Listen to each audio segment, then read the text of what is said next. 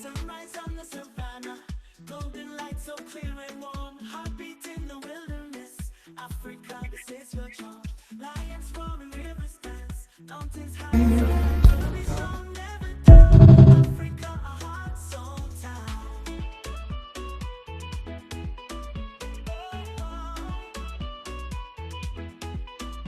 Oh, Africa, land so grand. Love for you will always stand. Nature's beauty all around. In your splendor we are bound.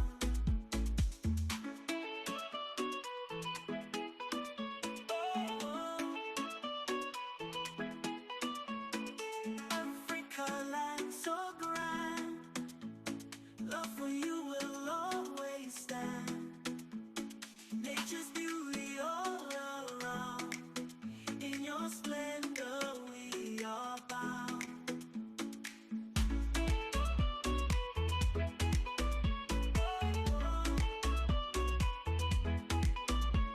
Savory smells of market spice, colors bright and music loud.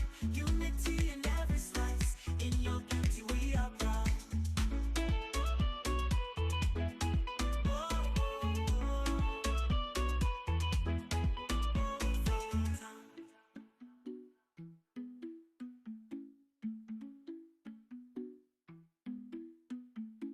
From Sahara to Cape Town, every place we wear your crown.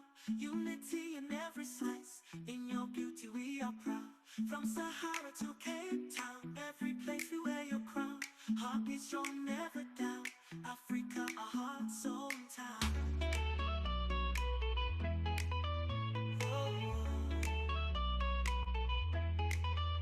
From Sahara to Cape Town, every place we wear your crown.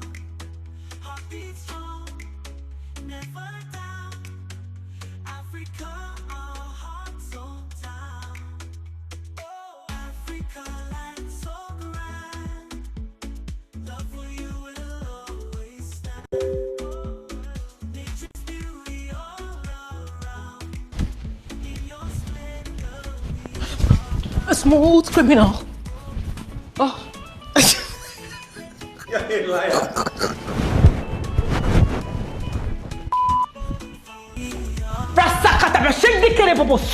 Thank you, Jesus.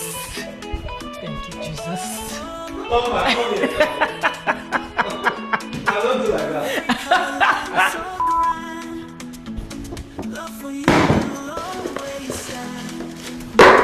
Nature's beauty all around. What are you doing? In your splendor we are bound. Clean.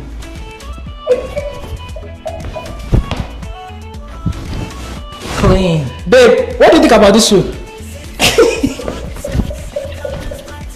Clean.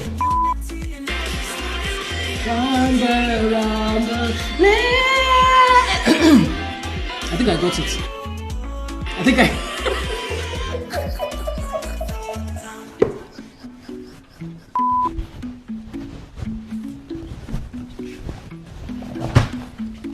From Sahara to Cape Town, every place we wear your crown. Unity in every slice, in your beauty we are proud. From Sahara to Cape Town, every place we wear your crown. Heartbeat strong, never down. Babe, Africa, let's watch a movie. so town. Ask me if I'm sleeping. Ask me if I'm sleeping. From Sahara to Cape Town, every place we wear your crown. Heartbeat strong, never down. Africa, our hearts so down. Oh, Africa, land so grand. Love for you will always stand. Nature's beauty all around. In your splendor we are bound. Good afternoon, everyone. Please give me a thumbs up if you can hear me.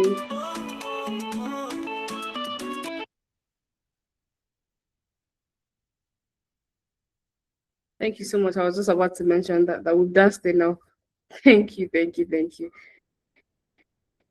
Hi everyone. Please give me a thumbs up if you can hear me clearly. Hi Ziogo. Hi Omikosi. Hi Miss Asta. Hi Simana. And to everyone streaming on YouTube, hello.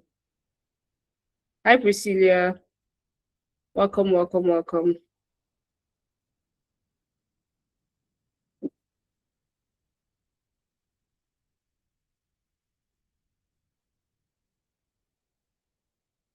We'll just take a little time as usual to allow others join in so they don't miss out on anything.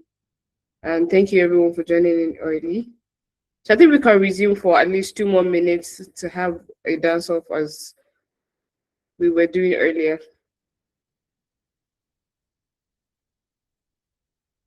Just 2 more minutes at least by 4 or 5 to others.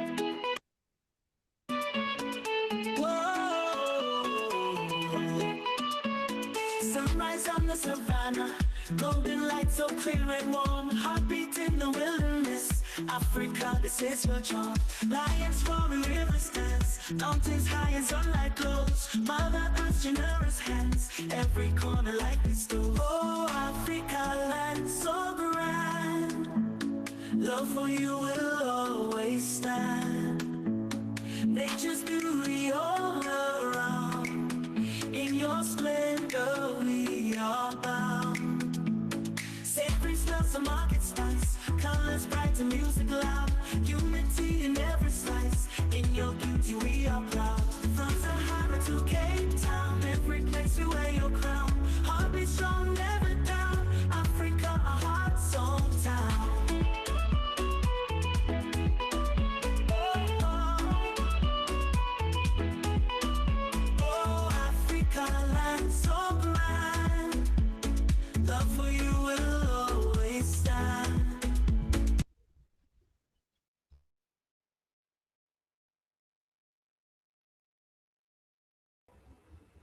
Thank you. Welcome everyone once again. Welcome Amos. Welcome Sally Abdullah. If you're joining me for the first time, please let me see you answer in the chat box. If it's your first time being here or you've been irregular, just type your reply. Please let me know if you can hear me. Just give a thumbs up if you can hear me clearly, please. Thank you, Amos. Thank you, Sally.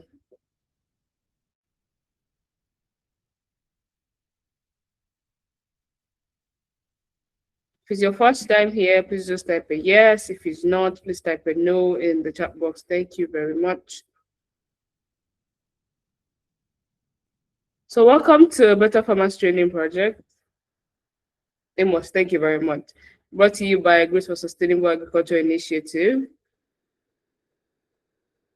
And this is going to be our fourth session on resilient farming, managing drought, flood, and climate risk. Oh, hi Simana, you're very much welcome. This is your first time. Oh, Nyabe Mata, it's your first time as well. The other sessions we have is going to be on YouTube. Please check it out on Those for Sustainable Agriculture Initiative. But this promises to be very insightful as well. You do not have to leave. You just have full understanding as time goes on.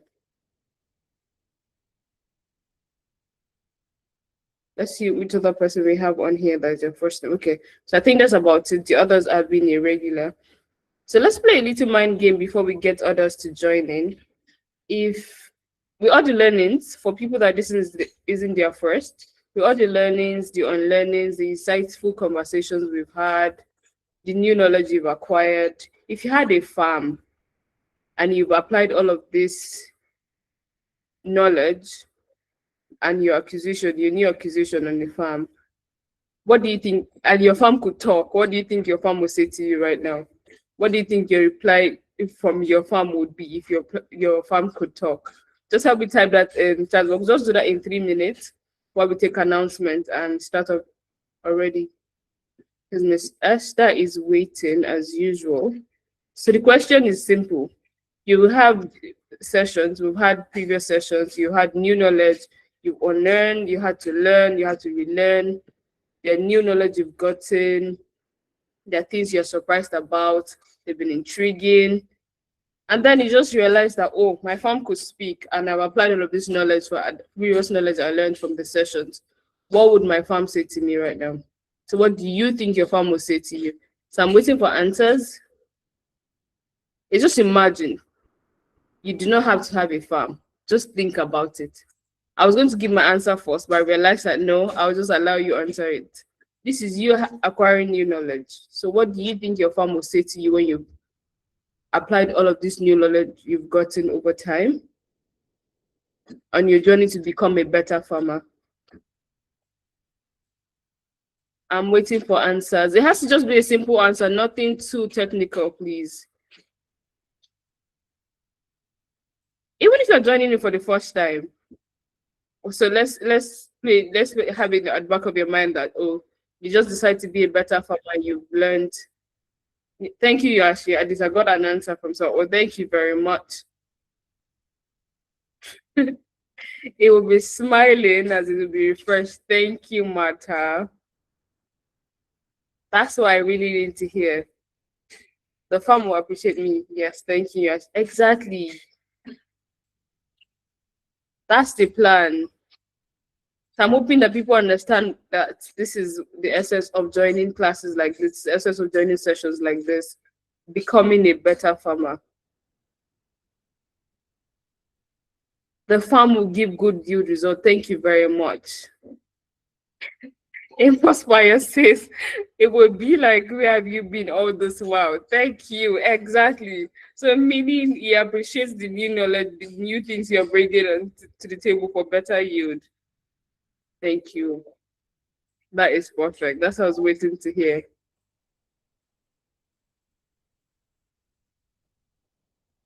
So meaning Amos, you've not been on a journey to be a better farmer before, but yes, I get the whole point. Well done, well done. Thank you for those that answered already. I'm waiting for other people to answer. But while you brainstorm, while you think about your answer, we'll take announcements from Mr. McDonald. I'm hoping he's on the call before the session begins from our facilitator of the day. She's already waiting. Ms. Ashton is here. Mr. McDonald, please let me know if you're here.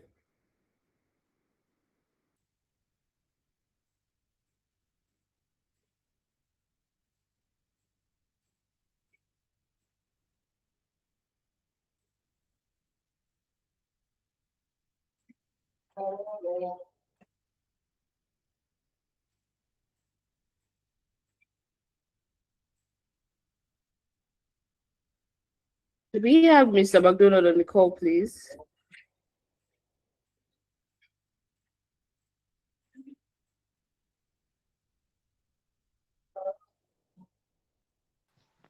Good afternoon, everyone. Good afternoon. Good afternoon. Good afternoon. Okay. Yeah, thank you very much. Thank you very much.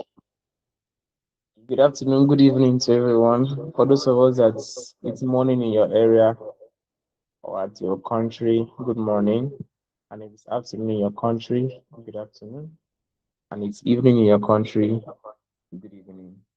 Welcome to another session of the Better Farmers Training Project. Batch 2. We had the batch 1, and the batch 1 was very great and wonderful class. And this is a batch 2. And so far, we've had 3 classes. This is the 4th class for this course. And we'll have 2 more remaining. And that will round up the 6 classes that we plan to have. And so many of us have been in this class for so many times. This shows your commitment to knowledge. This shows your commitment to knowledge. This shows your commitment to learning and also your commitment to professional development. So welcome once again, and I would also welcome our facilitator for today, Ma'am Esther. As usual, she's already in the call very, very much early. Thank you very much, Ma'am Esther, for joining in. And thank you very, very much, Bello Halima. Thank you for the moderator for joining in and ensuring that we start up very, very well on a very good note. And also to the technical team, thank you very, very much. Dear Beta Farmers, it's another time where you intentionally pick up your phone, pick up your system, switch on your data, and come online to learn about farming and come online to gain more knowledge about resilient farming. Simple announcements that we have. We had trainings yesterday, we had training today. So don't, I would say, don't leave this training without connecting with a fellow farmer. You can connect across country. GFAI has made that possible. So you can be in Nigeria and connect with someone in India.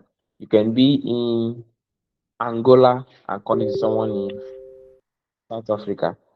Wherever which country you are, Nepal, USA, UK, whichever country you are, Ghana, Cameroon, please ensure that you connect professionally with someone from another country and a farmer. Share knowledge, share ideas.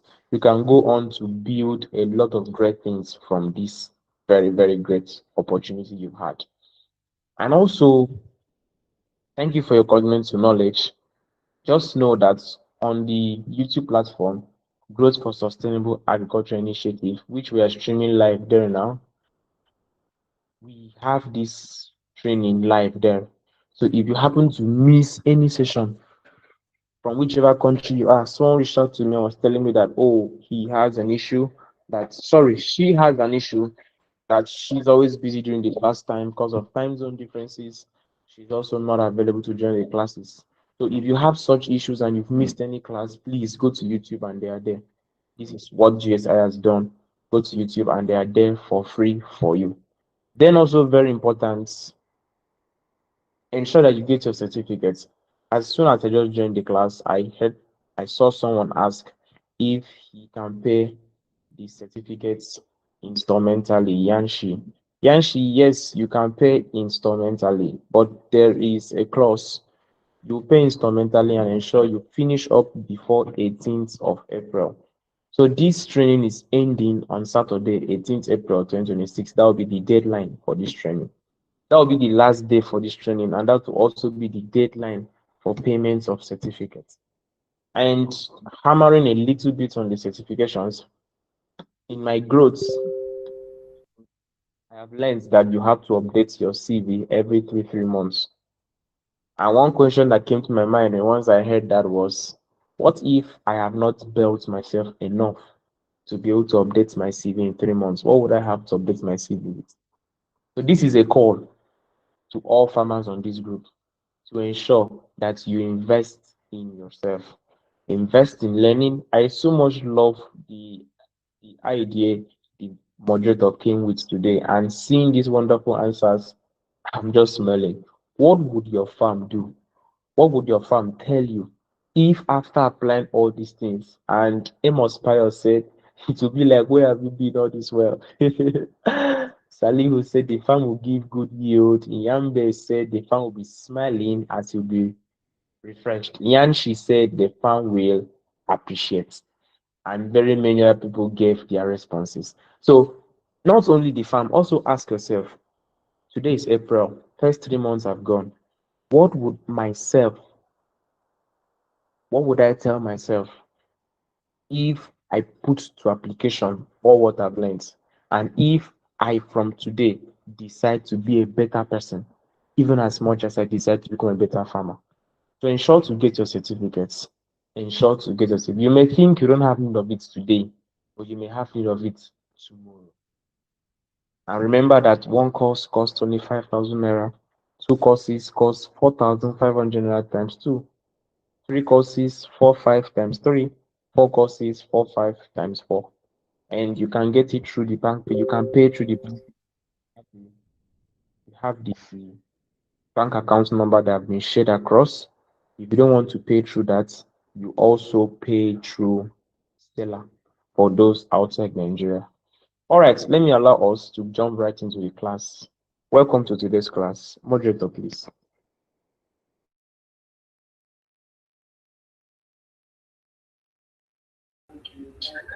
Thank you very much, Mr. McDonald.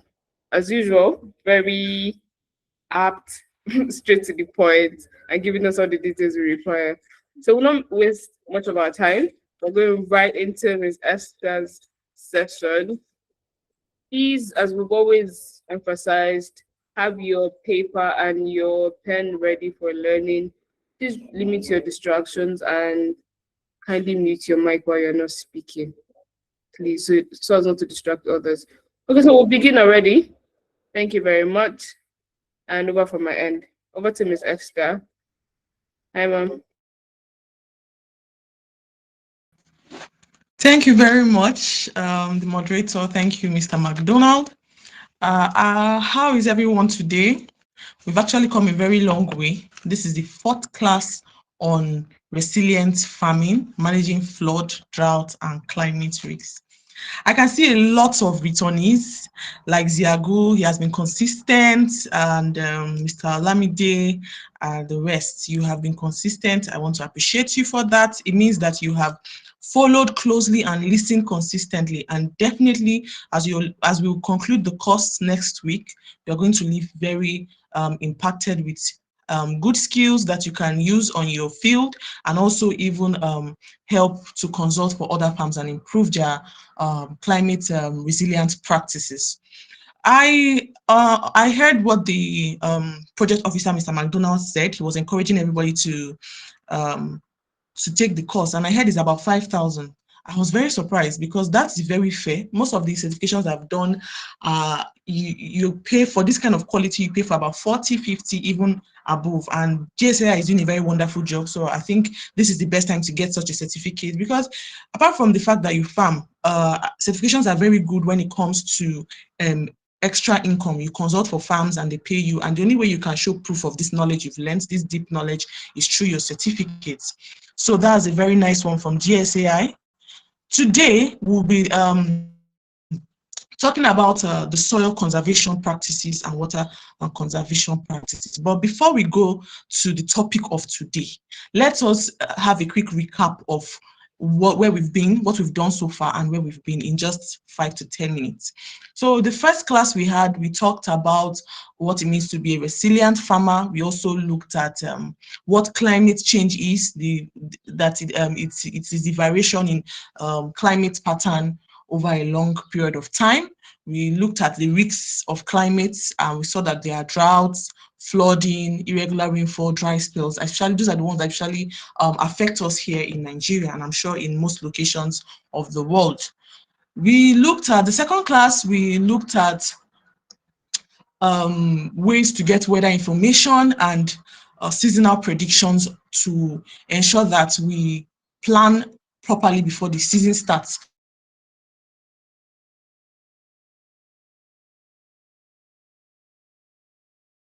Weather apps. Please confirm you can hear me. Can we confirm you can hear me? Okay, good. Okay, because I got disconnected for a while. So we looked at the weather apps.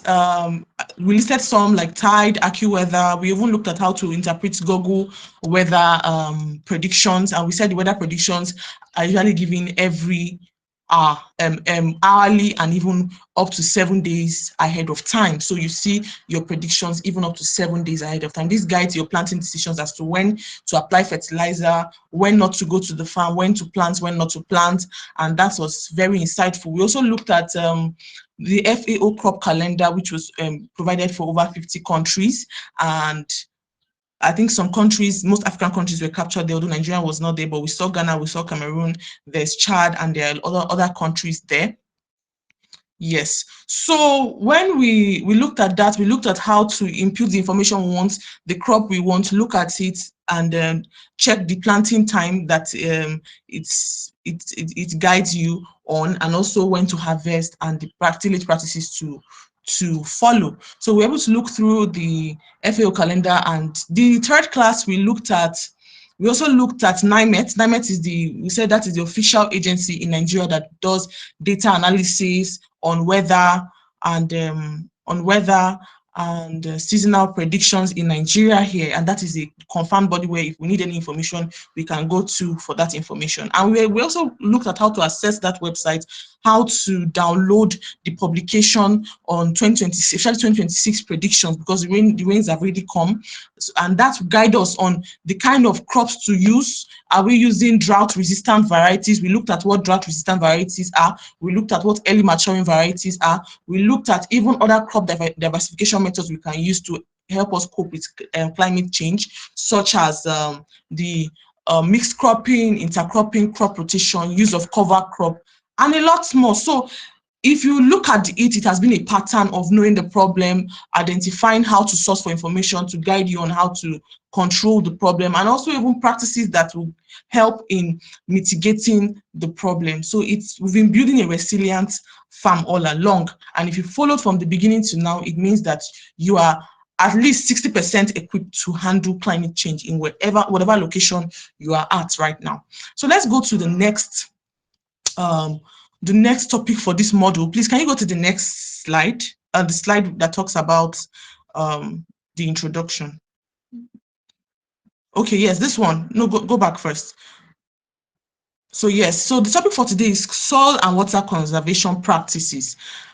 Protecting your soil, conserving moisture, and securing your yield. That is the major focus of this module today. Remember, we looked at all the challenges, and all the challenges affect the soil over time. It reduces the yield of our crop, because if there's drought or there's flooding, there's no way we can optimize our yield, or even possible even get any yield at all, which will reduce our income and our revenue generation. And also erosion, that's a constant rain, heavy rain also causes erosion, and that will destroy the soil structure and even wash away nutrients. So this course today tells us how can we conserve the soil, how can we protect the soil, and then how do we even manage water, and what are the water conservation practices that we can do, so that even when there is flooding or there is drought, we can, go around it in a way that profits the farm. So let's go to the next slide.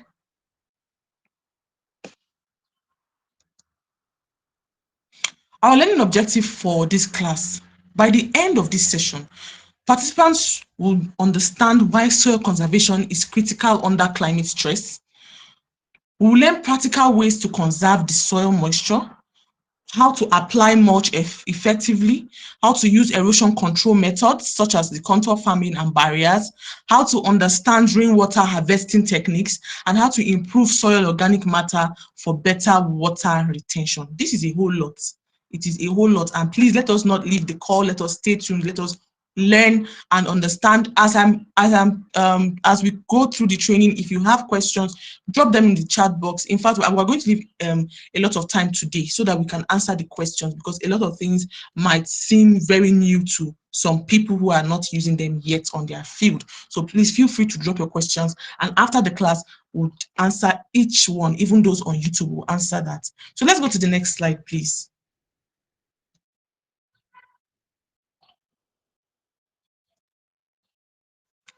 Okay, can you zoom it a bit?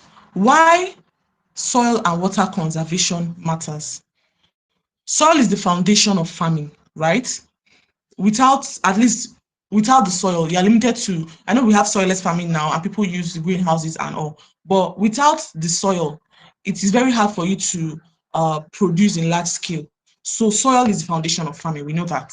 But climate change has caused droughts and has caused erosion.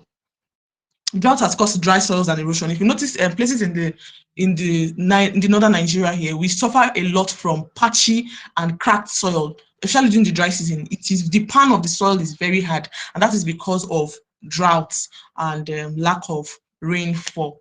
And places where you have heavy rainfall, incessant heavy rainfall, they are very prone to erosion, which destroys the soil health and the soil structure. This has led to loss of nutrients, like we said earlier, reduced in yield, and degradation of the land, just destroying the land, the soil structure.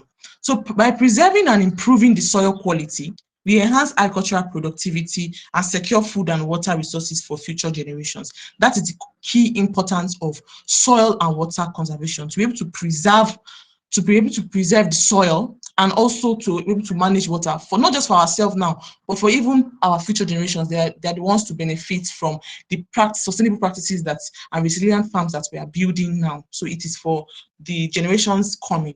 Let us go to the next slide, please.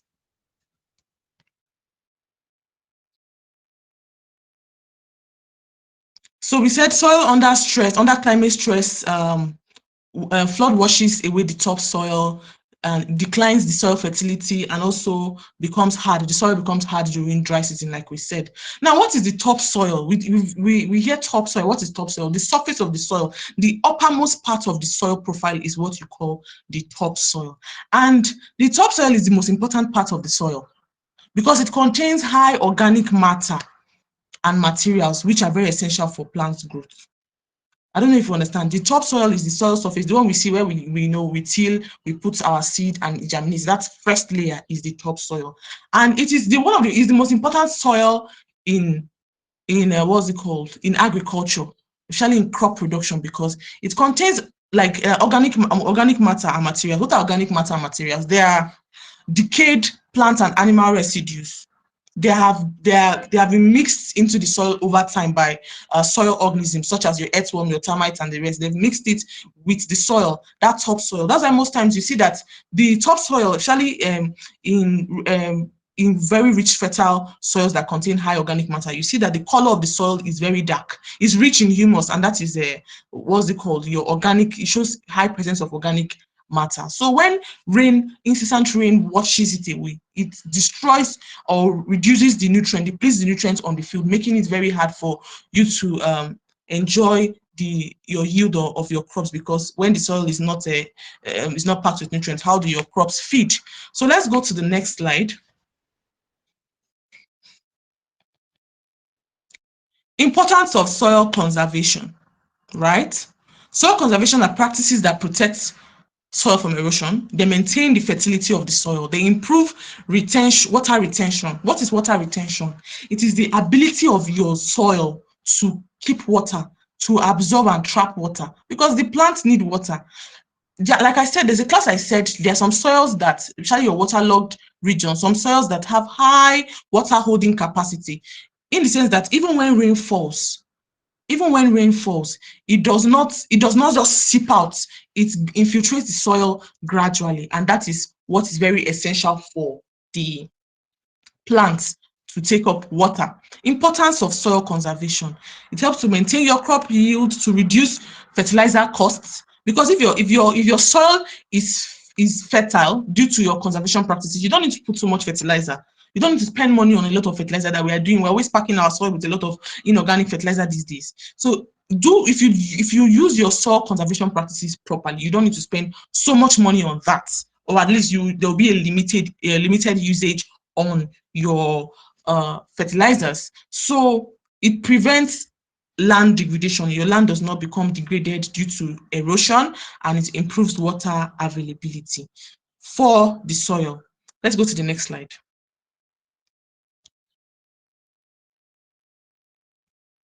So before we go further, I want to know if I'm clear, if you understand. Let me just see your reaction so that we push to the next. Great.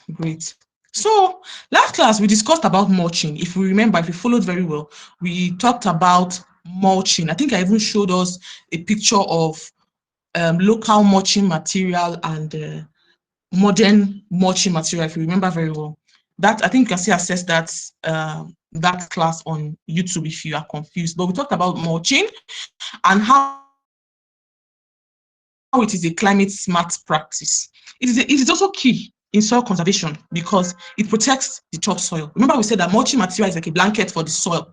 It helps to protect the soil from the high intense heat that causes loss of water, evaporation, right? It even helps to even suppress weed. You don't have to spend so much money when you're using mulch, because spend so much money on your herbicide, your herbicides. Yes, you don't have to spend so much money, because when you use mulch, it suppresses the weed. The weed cannot grow past the mulch material, so you don't have to spend money on that. And remember, it's also a climate smart practice because we are using herbicides and they are emitting nitrous oxides into the atmosphere. But when we do this mulch, it reduces that excess use of herbicides. I remember someone asked me after the first class when we looked at causes of climate change that what are the soil conservation practices. So I think, and I told you that as we move forward and we move further into the class, the class keeps answering those questions that we've had, and I think we are seeing that now. We saw local and modern techniques. Now let us quickly see how this can be applied in our farm. How do we bring it home now to our farm? Local, a lot of us do not have the money to buy the modern mulch, especially if it's just a small farm. Usually it is big farms who have the capacity that might be able to buy the mulch material. But for our farms here, smallholder farms, you can use local mulch materials, which include your dry grass, your hay. You use maize stalk. When you harvest, those are maize stalk. You can pile them, use it for as mulch material. Your rice straw, when you thresh, just your rice straw, you can keep it and use it as a mulch material. Leaves, even sawdust. You know sawdust that you get, I think here, I don't know in your country, but here in Nigeria, it's almost free, especially those that do poultry farm. How much, even if they are charging you to buy sawdust, such big bags is very cheap. You can use sawdust. You can go to wood factories where they manufacture wood and get sawdust. That can be used to as a mulching material on your field. Let's go to the next slide.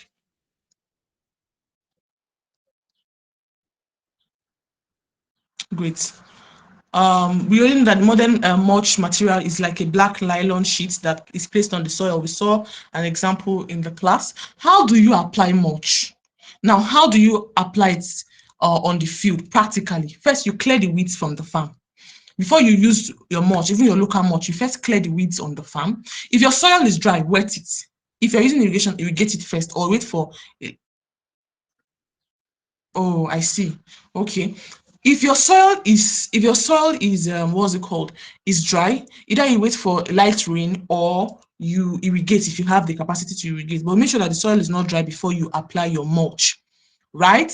Then you spread your mulch around the plants, around the crop. You know, each crop stand now from one crop to the other. You put your, not on the whole field, just around the what's it called, the width of the crop. But when you are applying it, make sure that it does not touch the stem of the plant. There should be a little space around it as you apply so that it does not come in contact with the stem of the plant. Why? Because this can cause rotting of the stem of that plant. So please, let's avoid that. Then the thickness of the mulch. The thickness of the mulch material should be about 5 to 10 centimeters. Let us not, because we are lacking materials, and we say, okay, let me manage it. If you manage it, if the layer is too thin, you're not doing anything. It's not trapping water much. Evaporation is still happening. So if we're going to do it, let's do it well. The thickness should be about 5 to 10 centimeters. Yes. What are the common mistakes that people do when they're applying mulch? They put too much. They put it too close to the stem, which causes rot, like I said. They use fresh grass. Please, let's not use fresh grass. So I said dry grass. Your rice husks is dry. Your maize stalk is dry. The dried one, when you finish harvesting, that's what you gather and use for your this thing, not fresh grass, please. It attracts pests, and pests can be very disastrous to your field. Good. Let's go to the next slide, please.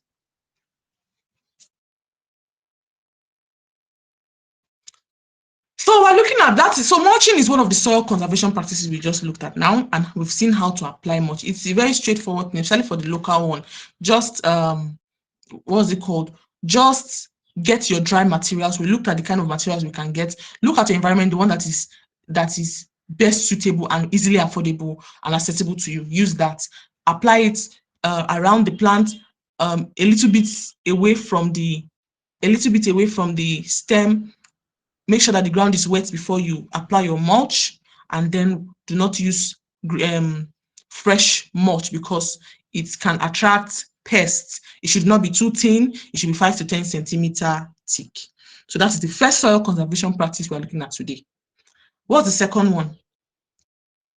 Contour farming. Some of us as agricultural students, so we might understand what contour farming means to an extent, but do we even know how to use it? We're going to learn that today. What is contour farming? It's an erosion control practice that involves planting across the slope and against the flow of erosion rather than planting up and down the slope. What does this mean? Practically on your field, if you are in an area where erosion, or you have a farm where this part of my farm, anytime rain falls, that place is always washing away the soil. We all know this kind of parts. It's in most farms that are in places where the is slopey, slanted like this. The it's not flat. Your field is not just flat. You, especially in northern Nigeria, you hardly get flat fields. Especially even in this our area here in Abuja, you'd hardly get flat agricultural lands. They're usually, or like this. So in that places where those places where your farm is slanted like this, and the impact of erosion is very high. When you want to plant, you don't plant down. Our ridges are usually straight. So you don't plant up or down that slope. You plant against it, across it, so that it breaks.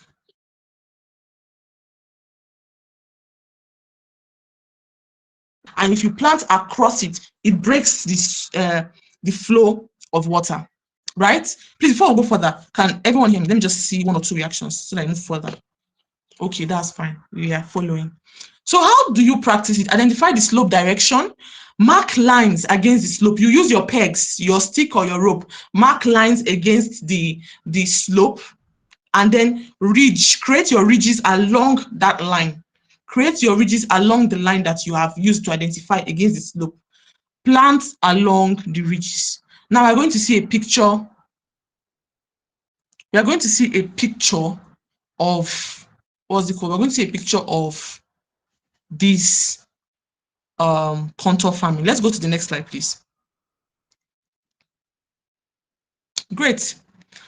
So if we see that picture very well, you see an incorrect method and a correct method.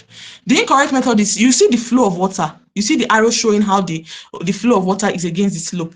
It's just washing away the soil. It's washing away the topsoil. The nutrients are just following it along. If you have a farm like this, you know what I'm trying to say. Your field, that part of your field where rain is just washing it down, it's like that. It's just going. It's destroying the soil profile. It's destroying the soil structure and reducing your nutrients. There's no way you will get as much yield as if you practice contour farming. Now look at contour farming. Look at what I said. You see the same field though. You see the same slope.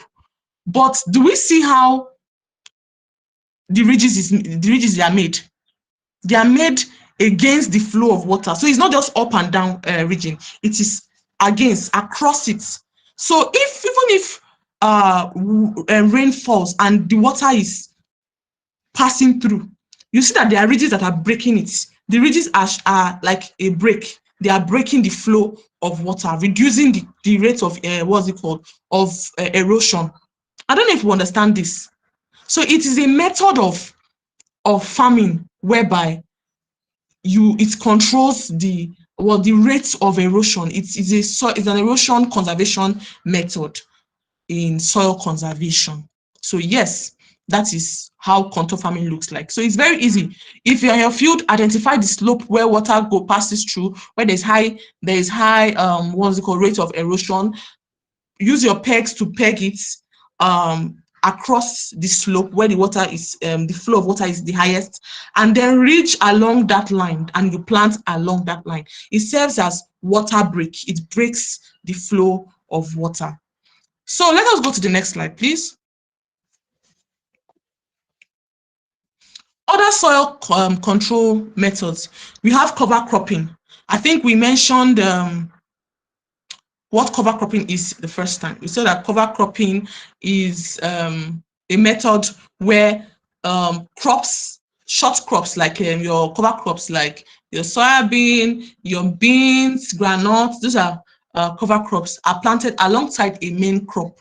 They serve as a blanket also over the soil because they reduce the impact of erosion. If you have your cover crop and water comes, it breaks the flow of the water and it helps it not to affect the major crop that is on the field. So if you have a land and you're in an area that is prone to heavy rain, that is flooding, and in a slopy land, cover cropping is very important on your field.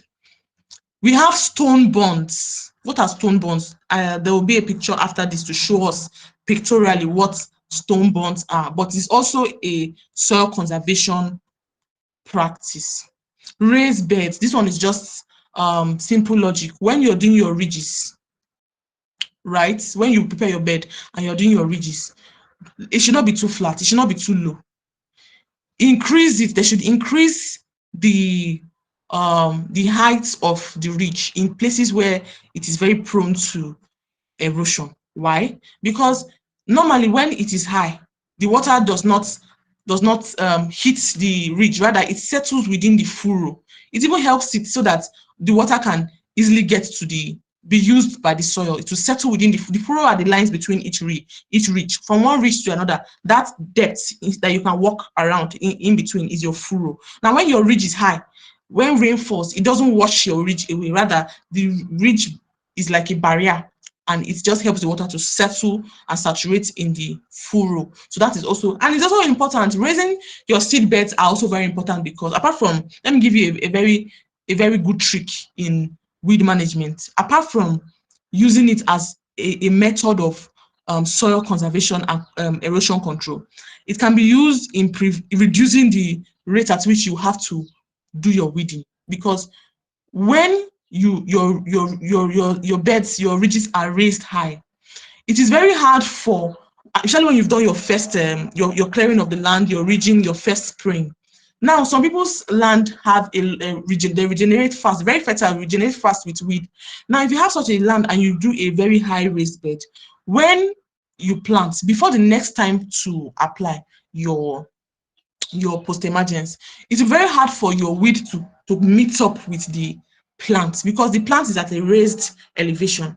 Are you getting me? So before it will even get to the point where your plant and your weed is even competing, you've been able to apply your post emergence. It gives you enough time, and you don't have to do up to even three weeding, or what's it called, chemical application on your field. It reduces the rate of manually weeding or applying your herbicide. So that is one of the other benefits of using a raised bed, apart from erosion control. Preventing erosion during heavy period. What are practical things you can do to prevent erosion during heavy period? Your soil should not be bare, especially if you're in, like I said, if you're in areas where the heavy rain is always predicted, like the southern region of Nigeria, where you have your mangrove, like Delta State, Port Harcourt, and some of those areas where rain and flooding usually happens, even in some parts of Benue. Please, your soil should not be bare. Use mulch. Try and use mulch material. If you don't have money for the plastic mulch, use the local mulch. They are very effective too. Use the local mulch. Use cover crop. If you can't use it, if you want to make money out of even protecting your soil, plant your main crop and also use your cover crop to cover up the land and reduce erosion, the rate of erosion. You can create drainages, just as I don't know how it is in your country, but here in Nigeria, anywhere you're going to, most places have drainages. If you notice, by the side of houses, there are drainages. By the side of streets, there are drainages. It's just logic, because when rain falls, heavy rain falls, it is channeled into those drainage. That's why you see that most places do not flood, even when they have proper drainage system. It's the same thing with your farm.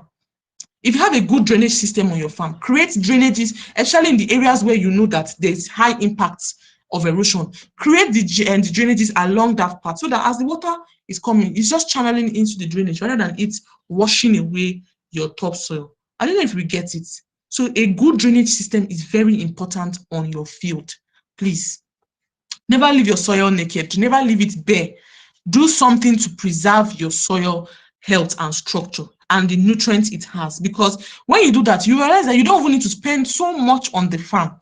You do not need to spend so much. Most of the money we are spending on the field is because we do not know these things. We don't know these soil conservation practices, and that's why we seem to spend so much money on fertilizer and the rest. So let's go to the next slide.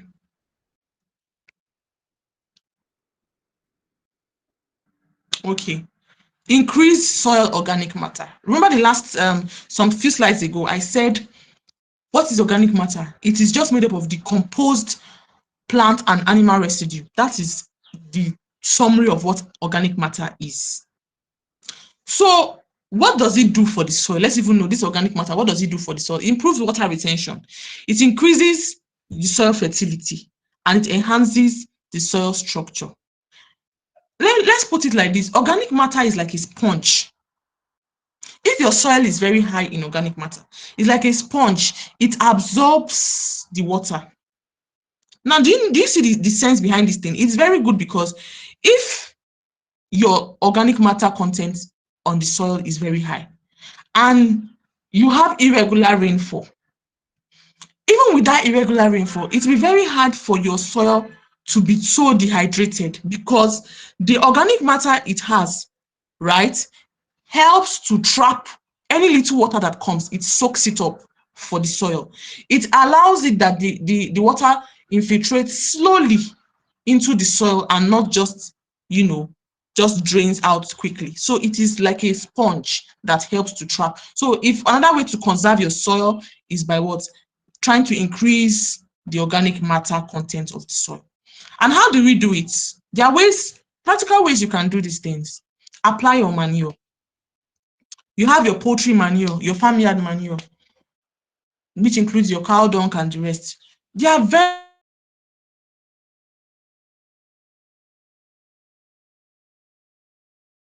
they're easily what's it called? Accessible. Can you hear me, please? Can everyone hear me? Okay, okay, good.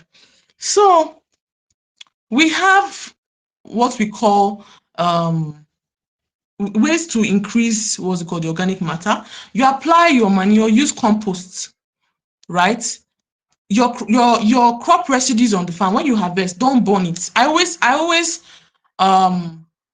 always discourage burning. We've seen that burning is not even good. Let's stop it if we are doing it. It's not good for the environment and even for your farm. It destroys the farm. You don't know that. So when you leave the crop residues, over time it decomposes and increases the organic matter content of the soil. Practice crop rotation. We know what crop rotation is. Systematically planting different crops at different circles to increase the soil, improve the soil structure and nutrient composition of the soil. Let's go to the next slide, please. Good. Now, remember we talked about stone bonds. When I was talking about soil conservation, erosion control, we looked at contour farming, and I said stone bonds. These are stone bonds. It looks like a contour region. It's the same thing. You identify a slope where the erosion happens and create stone bonds. Now, these stone bonds are labor intensive to do. It's labor intensive. So it's not like you're doing it all over the farm. You just identify, my network is shaky, that's why I keep asking. Can we hear me? Okay. Please, at any point you can't hear me, let me know. So the stone bonds, right? They are what we call barriers. They are barriers to the impact of erosion. Now look at this field. There's no way erosion can destroy your crop now. Look at the way it is lined against the direction of erosion. You don't have to do it in every part of your field. Just identify the part of your field that has a problem, a slopey angle, and you can use stone bonds, stone barriers. Stones are very accessible. If you even go around your field, if you go around your field, I'm sure some of us can even get stones. You don't have to buy and then do this. And they are there you can use them over and over and over and over again. So that's the benefit of this. So either you are doing contour farming on the whole field. Contour farming is different from stone bonds. Contour farming is a planting technique, planting against the flow of water, against erosion passage, while stone bonds is using stones as a barrier when planting across the slope against the direction of water. So they are a bit different, please. Let's go to the next slide, please. Okay, so we've looked at soil conservation practices. We've seen mulching, how to use it, how to apply it, and the materials we can use. We've seen contour farming and how it is done. We've seen using of stone bonds. We've seen using of cover crops. We've even seen examples of the kind of cover crops we have. There are many more. We've also seen that we can use increase the soil organic matter using leaving the residues of the crop from previous years to increase the soil organic matter, using manure like your poultry manure, your farmyard manure, even compost. Some of us know how to do compost, right? If you know how to do compost, is just like you dig your pit, especially those that are doing multiple farming systems. You dig your pit, your vegetables that have are rotten already. You put it inside. You put your ash. There are steps to it. Just put your ash. Put your plant residues, your dead animals in it. Instead of just throwing it away, put it there and leave it over time. Leave it over time and mix the compost. They begin to decay. And you use it when it's time for planting. You apply it as organic manure on your field. So that is another way around it. So now we've seen soil conservation strategies. Let us look at water conservation strategies. How do we conserve water? We know that the impact of excessive rainfall causes erosion, and also high temperature causes evaporation, and we've seen the way to protect the soil from either of those outcomes that climate change can cause. Now, how do we even preserve and conserve water? What is water conservation? I'll answer your question. I can see your questions. I'll answer them after the class. Water conservation is a responsible and efficient use of water and management of water to prevent wastage and ensure readily available fresh water for use. Do we know that, this is a fun fact, do we know that in the world today, on Earth, only 1% of fresh water is available for humans to use? Only 1%. You can check this anywhere. Only 1% of fresh water on Earth is available for humans to use. It means that the 99% fresh water we have are locked in the ocean, sea, lake that we cannot access. And therefore, we have to depend on rain. So that is the reason why to conserve water is very important.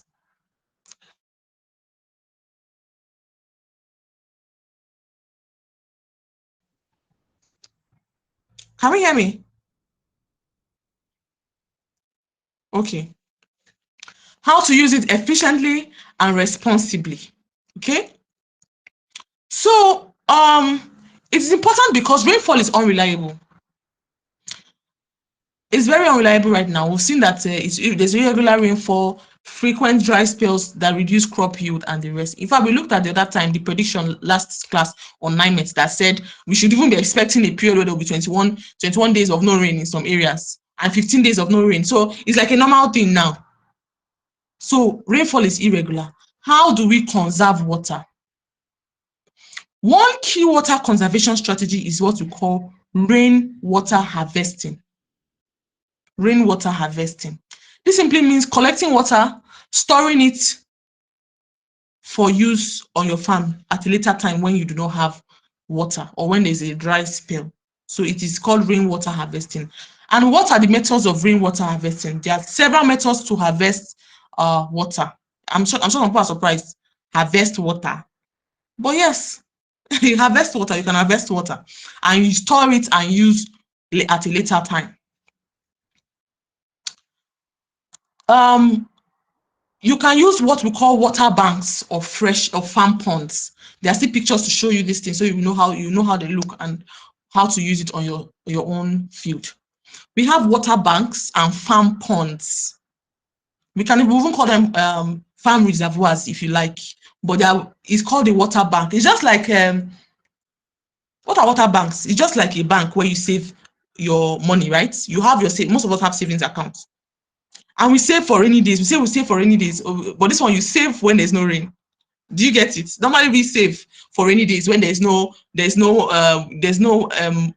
salary or business is not doing well. You now dip your hands into your savings and use to solve your issues. But right now, the water bank saves you when there is no rain. It stores water for you. And We have what we call, apart from water banks and farm ponds, we have storage tanks. We have channeling runoff water. You can also channel runoff water. Runoff water is that water that flows and causes erosion. Is running off. That runoff water it can be channeled instead of it just destroying your crop. You channel it and harvest the water to use when there is no rain. We have what we call roof water collection, collecting water on the roof. I'm sure some of us don't know these things, and we're going to see real practical solutions to our problems. If you're having water problems on our field, either your livestock or crop, we're going to see the solutions today. We have what we call planting basins too. Let's go to the next slide. Great. This is a picture of what a farm pond or water reservoir looks like. It is a large, deep, excavated pit designed to collect rainwater and store flood or runoff to use it later for irrigation. I personally have seen this at a farm, although that is a big farm. We have, I think on this call, we might even have like large scale farmers, medium to large scale and smallholder farms. So you are going to see different water conservation strategies that fit the size of your farm. For this one that is on this picture, is usually for those that are medium scale to large scale farmers.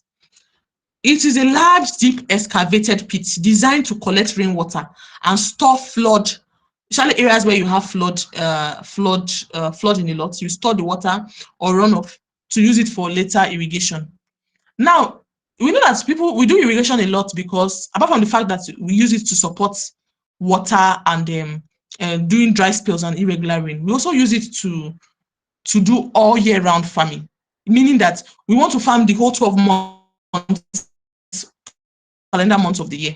We don't want our farming to be limited because 90% of us, yes, 90% of us depend on rain. So now we don't want the 90% of us to just only farm during rainy season. So this is another way you can do it.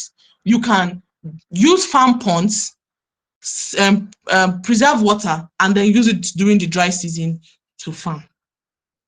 So how is this done? From the one I saw physically, it's still the same thing. They dig it.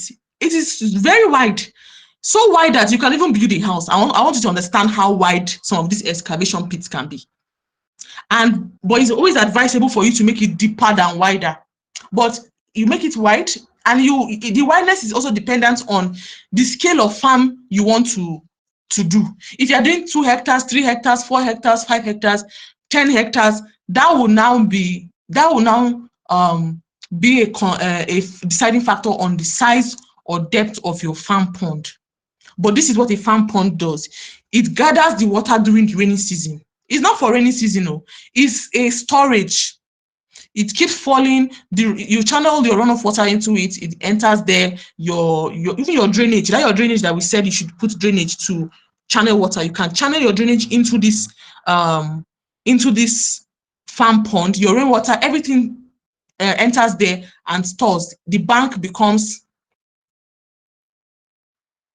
I will answer your question later. So the bank becomes filled up with water, and then you now use it during the raining season and the dry season, rather. Use it during the dry season. Now you can connect your irrigation system. If you're using irrigation during your dry season, your irrigation system is installed, connected to the pump. Water is pumped directly from this farm pond and distributed to all parts of the farm. So, like we said, this can contain, depending on the depth and the size, it can contain up to thousands and millions of liters of water. And depending on the kind of crop you plant, it can even last up to 5 to 6 months, minimum 2 to 3 months. So imagine during the dry season, you have a body that will give you water for 4 to 6 months. That's success, right? Just that the initial cost of excavating might not be too cheap, but then it will always serve you every year. Now, some of us might be worried that this thing like this, won't it get dry during the dry season? How do we preserve the water? Definitely, even your rivers, your oceans and everything, there will always be evaporation that would reduce the quantity during the dry season. But there are things you can do to make sure that it does not evaporation is not too high. For example, you notice that they planted around the farm pond. That helps to reduce the impact of wind. Wind, because wind is one of the agents of the wind speed that helps to what's it called, evaporates the water. So the plants around there help to break the wind that will lead to high evaporation. Also, there are trees strategically planted in different parts of the place. It's Yes. So there are trees that are strategically placed around that area to provide a little shade. That shade reduces the impact of the sun. Remember, we said we saw that people plant trees to what protect, cover shade and protect the. That's how we frown against deforestation. So trees will really help here to reduce the impact of the sun and therefore reduce the loss of water. And then again, those who are excavating, definitely you have to get a professional. Those who are excavating, they can use, for those who do not have money, based on your budget, you can use clay. Clay can be used to seal up the body of the pond and and below, so that water does not seep back into the soil or does not leak away from the soil. Do you understand? Some high farms that have the funds, they even use concrete.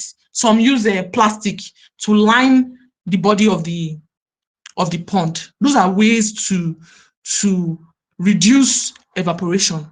But trust me, when you do all these things we've said, planting trees, crops around, lining it properly, and then making sure that it is not too wide. It should be wide, but it should not be too wide. It's better it is deeper than it is wider, because it reduces the surface area. And when the surface area is reduced, the surface area for evaporation also reduces. I don't know if you understand. So that is just one of the ways to conserve water, using a farm pond or a water reservoir. Let's go to the next slide, please. Water conservation strategies. Roof water collection can be used for small house gardens or farms during short dry spells. I know some of us that do our livestock at areas where we don't have boreholes, we don't have like real source of water, and we don't have the money yet to maybe to add irrigation or supplemental water sources. You can use if you have money for your tank, buy your tanks. Look at the pipe. The tank is there. It is placed on an elevated platform. Most of us that have tanks in the house, we usually put it on an elevated platform to improve the flow of water. Gravity helps you. Now, you see that pipe connected to the tank, right? It is surrounding the roof of the house. It's called a roof water collection. That's your rainwater that falls on your roof that you think is a waste. You cannot save it in the bank, in the rain bank. The water directly that is dropping through the roof, there's a way it is channeling into the pipe and straight to your tank. It's not wasting on the ground anymore. Your tank is collecting it. Now, it's mostly used for farms that are within the area. You can have your gardens, your nursery, those that do nursery. Some people say their own is just to grow seedlings and sell. Some people, they raise seedlings up to 10,000, up to 15,000 seedlings. After 4 or 5 weeks, they sell it to those that want to plant in their farm. So if you're doing that kind of business, you can use this. If you're doing your own small garden, if you have your own small farm, it's not supposed to last you throughout the whole dry season. It's just for short cycle production, one, and secondly, as a supplemental source of water during the dry spell. That's irregular period. Rain is not too consistent. If 1 week should pass again and rain doesn't fall, this crop will start dying. That kind of intense situation, that is when this rain tank will be used. I don't know if we get the point. If we have, our farms are not too small. If we have farms they're small but not too small, and 1 tank cannot be enough, you can have 3 tanks. You can have 5 tanks. Connect each of the tanks to the other. There should be a connection to each tank. It increases your capacity. A tank can be up to 3,000 liters or up to 5,000 liters in volume. If you have like 4 tanks that have or up to 5,000 liter capacity, and you connect them to each other by the pipe. Once the water finishes from one tank, it immediately and goes to the next tank through gravity, So you get someone who can install it and show the person the way you want it to be. That saves you a lot. And you're getting water from rain. You're storing it for use on your field. So yes, let's go to the next slide, please. Good. We have what we call water basins. Water basins or planting basins, yes. It's another water conservation strategy. I hope we're getting it because we're following it one after the other. First, we looked at the farm ponds. That's for medium to large scale farmers. We've looked at the one for small scale farmers, the roof collection, right? Now let's look at planting basins. They are also known as watering basins and are depressions. They are depressions made in the soil surrounding a plant or a tree, for those that plant trees and for those that are normal plants too. They are designed to help guide the water directly to the root of the plant. So that when rain falls or you are irrigating, it's not just distributing to the whole field. You know what we call, when you're calculating water use efficiency, there's something that for agric students, you must have been taught this in school, how to calculate water use efficiency. To calculate how much water your plant needs, part of the thing you will look at is how much water is lost when you irrigate your farm, how much water is lost to just surfaces. On your field, not every surface is covered with plants, if you understand what I'm saying. Not all the whole surface is covered with plants. So these basins are made around each plant so that when rain falls or you irrigate, it's channeled directly to that plant and not just randomly. So it helps to minimize water wastage, ensures that your plants receive the hydration that they need. The goal of using planting basins is to maximize the efficiency of your watering efforts and to promote overall plant health. That is the major thing, just to reduce wastage, especially those that are irrigating. If you are using this farm pond that we showed you now, are you getting me?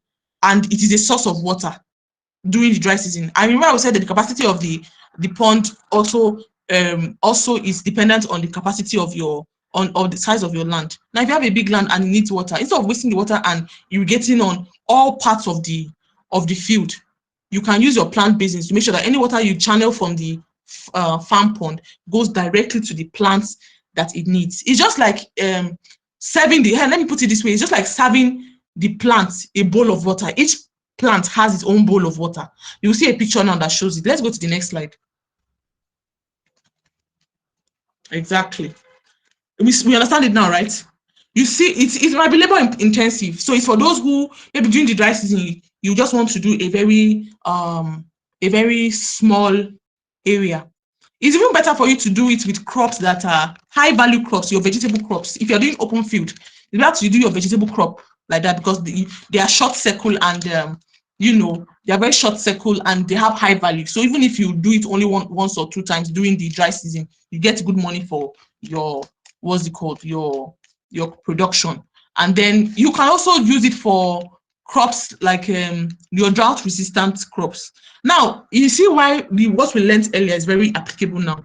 In fact, each section of what we've learned is very applicable because we looked at drought resistant crop. They are ones that they don't need so much water to produce, right? During the dry season, if you are using water from your farm pond or from your rain tank and you plant crops that do not require so much water, it means that the level of irrigation or water distribution and demand is lower. Then that's your farm pond or your rain tank can last you longer because the crop you planted does not need much water. I don't know if you understand the logic behind combining systems. That's why it's called a farm resilience system. Combining systems, different agricultural systems to suit what you need. So you can use the farm pond. You can even use mulching. We learned mulching, that mulching helps to preserve moisture and reduce evaporation. So let's say in the dry season, and let's use a practical way. In the dry season, I plant corn or sorghum. Sorghum is a very good resistant and drought resistant variety. And that sorghum is your guinea corn. I plant sorghum or I plant I plant maize. Now when I plant it, it doesn't need so much water, right?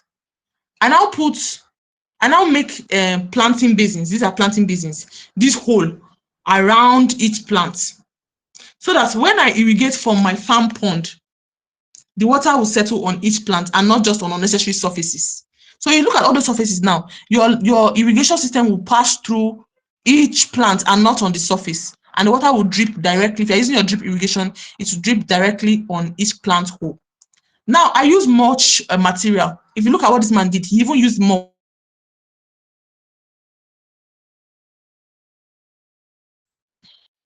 Are we there? Okay, okay. So you see this man now, he used mulch. Let's say this is a dry season farmer now. He planted first, he put his planting basin so that water would directly, like a bowl, so that water would directly feed the plants. Then he used mulch. Now, when he used mulch and he irrigates the farm during dry season, the water that goes to that place now, you know, it will not evaporate quickly, because the mulch is trapping the water, and the basin is helping to make sure that each water that is distributed is going to the plant that needs it. So it's a resilient system. I'm just trying to explain so that we understand how to link everything we are learning on our field depending on our needs. So this is what a planting basin looks like. Let's go to the next slide, please. Wow, great. So soil and water conservation strategies are climate resilient systems because they protect the soil from the effects of climate change, such as flooding and drought.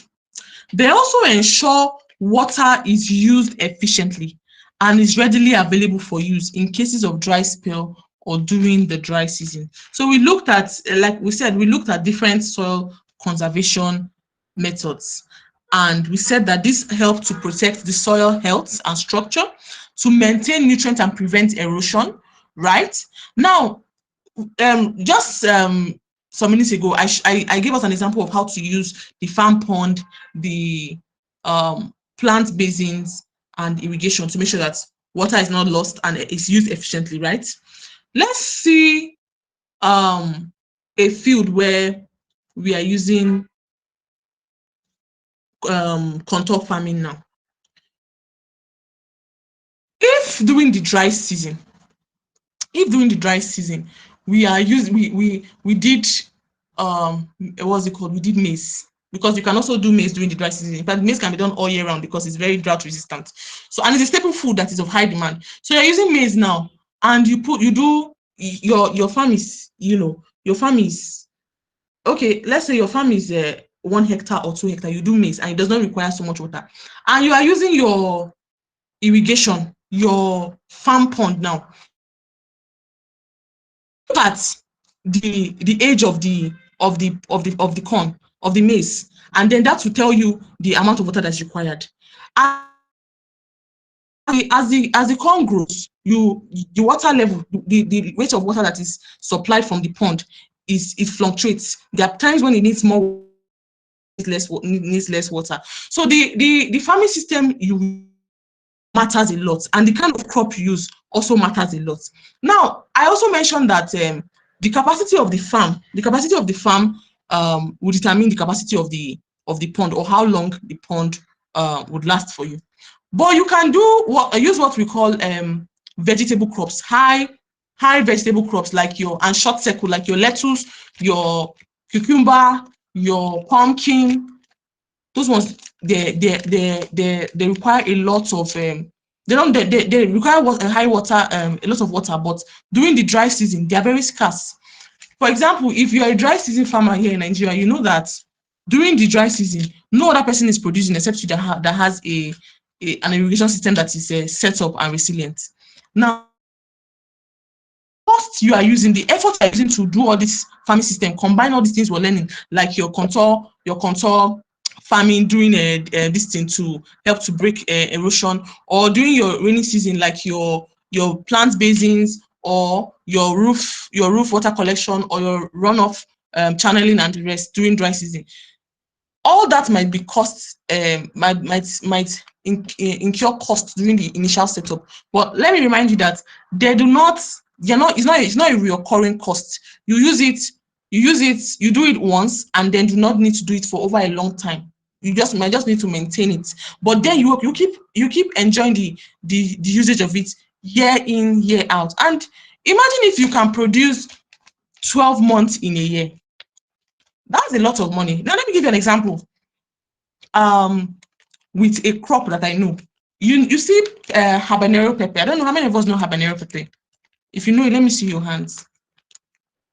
In Nigeria, we have local habaneros, such as we call them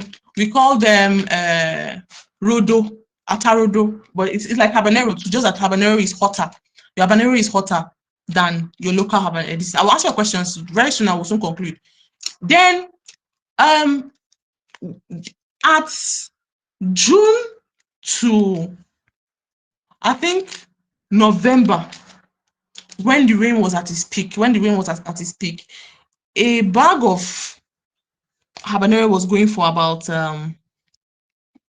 25, at most 28,000 naira. For those in other, let me just use dollar, about $15, right? $15 to $16 per bag. But during the dry season, that was from January, late December to even up to February, March, a bag of habanero was cost I think it's the cost was about 70 something thousand to 80 something thousand. That is approximately 30 something to $40. Now look at the drastic change in price. So that is the reason why we are learning resilient farming systems, not just to combat climate change, but to also make our farming profitable. Imagine you had all this knowledge now, and you are a vegetable farmer, or you are even a crop farmer that is doing any of these drought resistant crops, and you do it during the dry season. The demand is usually higher. So I just wanted to point that out. So soil and water conservation strategies are climate resilient systems because they protect the soil from effects of climate change, such as flooding and drought. They also ensure water is used efficiently and is readily available for use in case of dry spells and during the dry season. What are your key takeaways from this class? Protect your soil at all times. Use mulch to conserve moisture. Control your erosion early. Do not wait for your soil to be depleted so long. Please try to control your soil. If you've not been doing that, this is a good season to start. Start it now. Improve your soil organic matter. Remember, we said the soil organic matter acts like a sponge that helps to trap water on the soil, and it helps to trap water so that when you irrigate or you or rain falls, it helps to slowly infiltrate. And also, even the organic matter helps to increase the nutrients in the soil too. So it's not just a conservation method. It's not just preventing what's it called, erosion or increasing water holding capacity. It helps to also increase the nutrient availability to the soil. So I think that is the summary of what this class is. I made sure that this was very short so that we could take a lot of questions in case we want to know more the challenges, the advantages of each of these practices. If you have questions, and we also want to just random questions that relate to what we've learned. So yeah, thank you very much.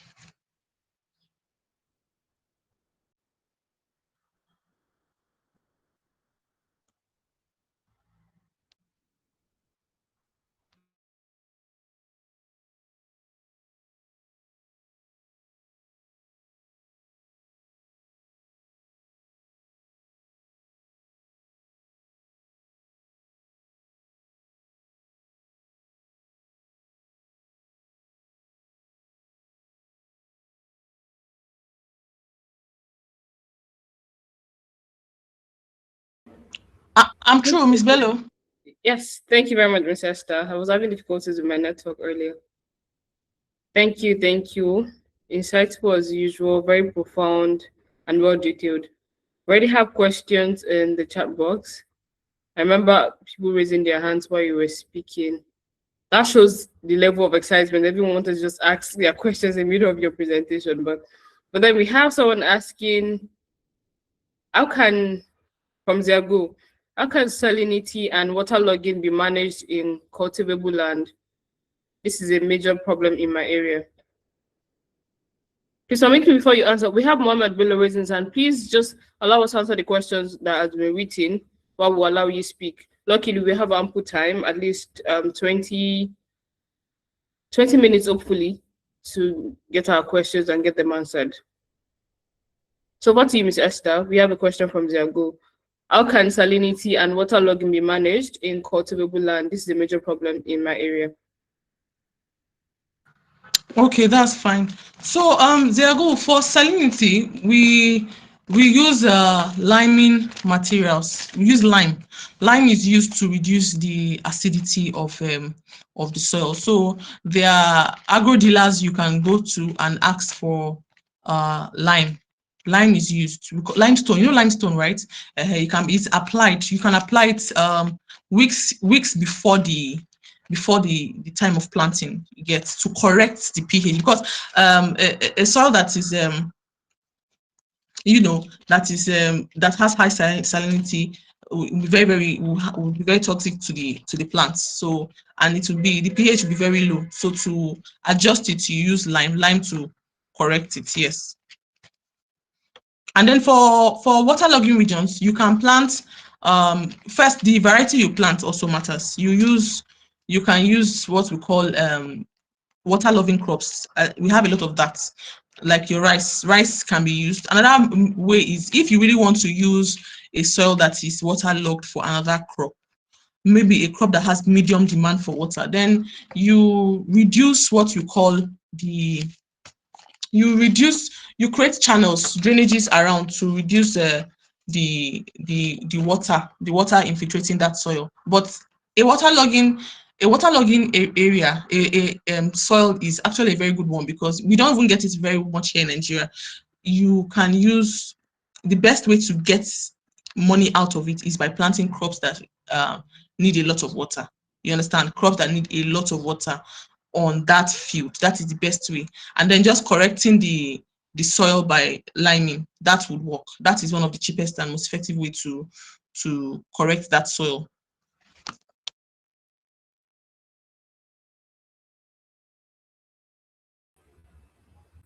Okay, I saw Ziago's reaction. Thank you, Ms. Esther.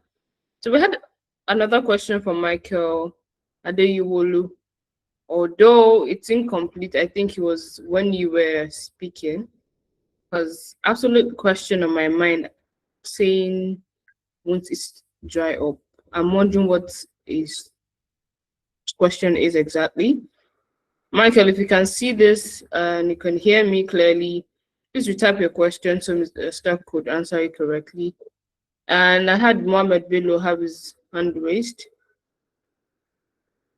Do you see Mohammed Bello on the call? Yes, ma'am.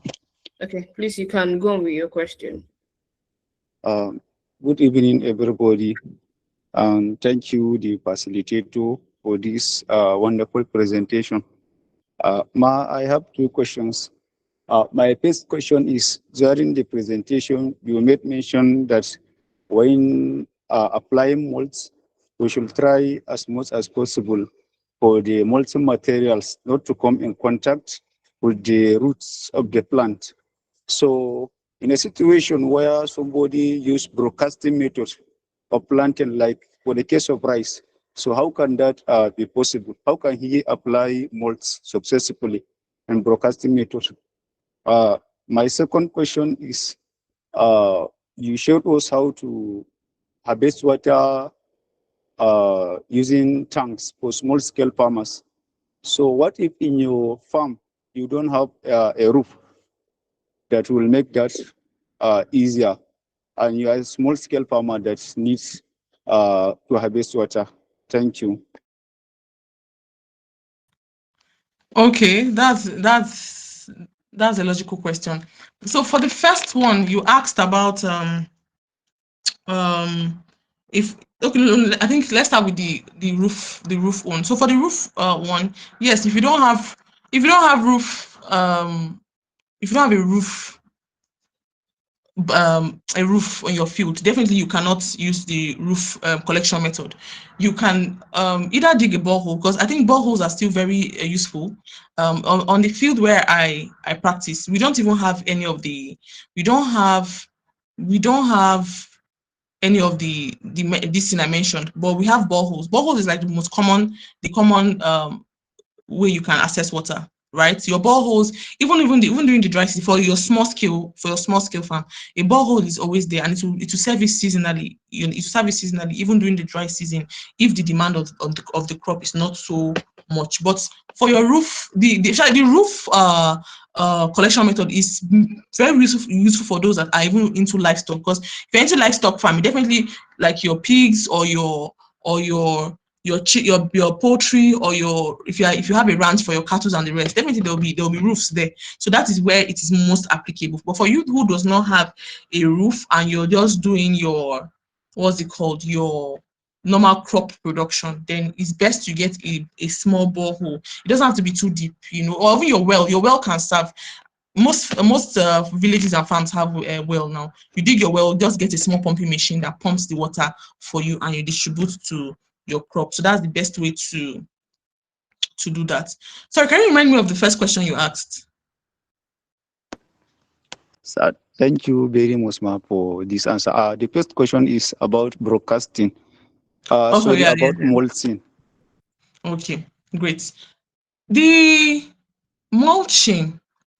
I'm surprised to hear that a lot of people still do broadcasting. Broadcasting is not really advisable, because I know it's easier for us, and it's less labor. Well, we're looking at building resilient farms here, and the disadvantage of broadcasting is that the yield will never be compared to the person that did direct sowing directly on the field. You are in control of the depth of planting, the spacing, the quantity on the field, and comparing it to the person who is doing what you call broadcasting. If when you broadcast, some sites will have seeds, some will have, there's no way you can control anything on a farm that you broadcasted. So I think the answer to your question is, you cannot use mulching. You cannot practice mulching on a field that is broadcasted, because it is not following a structured pattern. You can only use mulching on a field where there is even spacing, direct planting, and even spacing between each plant. That guides if you're using the planting basins, then that guides the way you use your plant. Even for your rice can be mulched, but how can you mulch rice if you broadcasted it? Now you're planting. In fact, the recommended planting rate for rice is about 2 to 3 centimeter spacing, with 2 to 4 seeds per hole. Each hole you put. So yes, that is basically the advice I will give you. Broadcasting is never a good option when farming, because it does not guarantee that you are even going to get the yield you need. It does not even guarantee even distribution of fertilizer, because some places will have a lot of rice, some will not have. How do you even distribute your fertilizer or your manure properly on the farm? So if you've been doing broadcasting, I think this is the time for you to change your planting pattern. Try direct seeding. Your spacing between each plant should be about 2 centimeter to 3 centimeter spacing from one plant to the other, at most 5 centimeter between one plant to the other, and 2 to 5 seeds per hole on each hole. Hole. Make sure that your seeds, your rice seed, like I told you during the last class about getting seeds. If you get from the market, your open market, your yield might not be what you're expecting. Get from certified seed companies. They will even give you the standard rates to plant per hole. Plant those standard rates per hole and test it and see, then use your mulching and see what will happen. You will see the wonders of your field. Thank you, Ma. Thank you so much.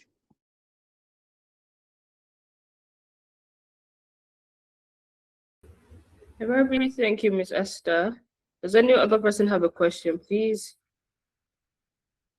So the technical team, please, could you check on YouTube if you have questions from anyone?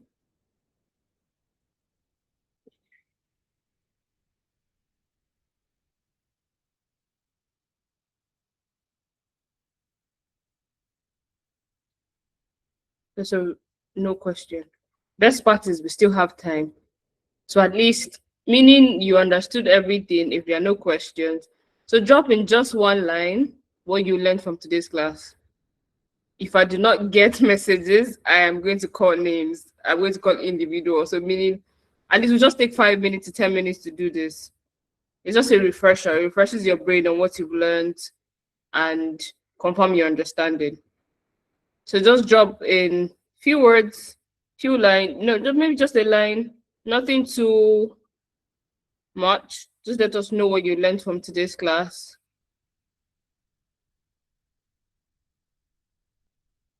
I can see everyone's name here, so I think I would be calling. That makes it easier. There's Muhammad Bello, there's Sali Abdullah, Muhammad Daman, Oladiro Famurewa, Franklin Honor. So far, you don't have questions, meaning you have full understanding of what was taught in the class. We'll have Cornelius on here. There's Samuel Chuku, Solomon Azen, there's Agu. Just very short, salient. Let us know what you learned from today's class as a refresher. And then to at least confirm your knowledge of what you've learned. Perfect. Thank you, Mohammed. I learned how to use control farming to conserve land and water. Thank you very much. See, straight, easy. At least this is one thing is taken off today's class. We've been here for a couple of minutes, long enough to have better understanding. We don't want you to leave the class without expanding your knowledge. So I'm waiting for others. Just very short. Let's see your comment on here, what you learned today in the session on the class. Yago, thank you. Soil and water conservation, counter farming, water pond, and water reservoir. If I'm not mistaken, that's what you're about to write. Thank you very much, Yago. Super grateful. Now I see those have been attentive. Solomon Essen, Sali Abdullah, Mohammed Daman, Oladiro Famurewa. We're still here. Just to refresh your brain. Okay, thank you, Oladiro. Although I'm a gardener, so to speak, I've taken home quite a lot to improve on my knowledge to boost production for my consumption. Thanks. This is the essence of the resilient farming class. Thank you very much. We're grateful you are learning.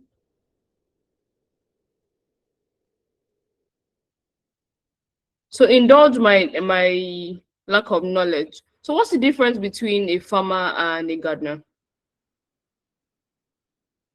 If you're here, Oladiro, you could help me answer that, at least share more knowledge to us here as well. We have ample time to, and if you'd like to speak instead, it wouldn't be a bad idea.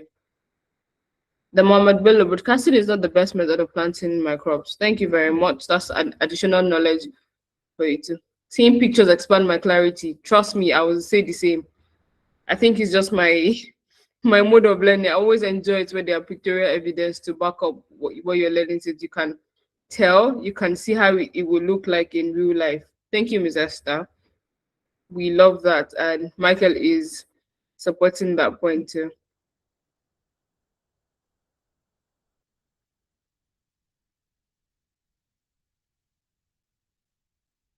Do we have others here? There's Franklin on here. We've not heard from Franklin, Mohammed Aliu, Solomon Essen, Salim Muhammad, Daniel, Cornelius. You wouldn't tell me there hasn't been anything you learned from the session. So we have at least 4 minutes to do that. Just drop a line, what you picked from the class.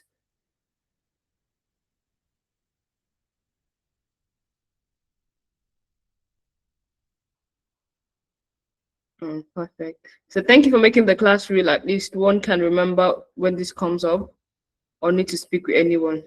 Thank you, Ms. Esther. Thank you, thank you, thank you. And you're highly welcome, Michael. That's the point of the class. Please, I would love for the technical team if you could help me check on YouTube if anyone has dropped their insights for the day. So Lazaro says, yes, I produce for my personal consumption to reduce cost of living and livelihood as a pensioner, unlike those into big time farming. Perfect. That's amazing. Well done. So from Franklin, I learned broadcasting is not an effective way of sowing seeds. Okay. So please, would like for everyone streaming on YouTube, I meant, to please drop in their insights too, so we can at least learn from your end. New learning. Okay. Thank you. Oh, we have a question, if I'm not wrong. This is from Ms. Esther from Mbang. Is water basin applicable to oil palm farming? And if yes, how? Hi, Ms. Esther, please let me know if you could hear me and if you can hear me and if you got the question. Is water basin applicable to oil farming, oil palm farming? And if yes, how? Yes, it is very applicable. If you heard during the class, I said the water basin or the planting basin is a practice that can be used for your plants, your crops, your small crops, and even your trees, right? Even your trees, your oil palm, your cocoa, and the rest, it can be used for them. So it's the same thing, just creating that depression around the tree, and then ensuring that water goes to that point. It just helps to direct the thing is the essence of the water basin itself is just to direct whatever water that is coming to that farm into specified spots where the tree is. So yes, it can be used. For your oil palm, for tree crops and small crops, any of the crops, and they serve the same purpose, ensuring that what's it called, that water goes directly to the roots of the of the of the of the of the crop or the tree. In fact, a lot of people do that in tree conservation. Yes.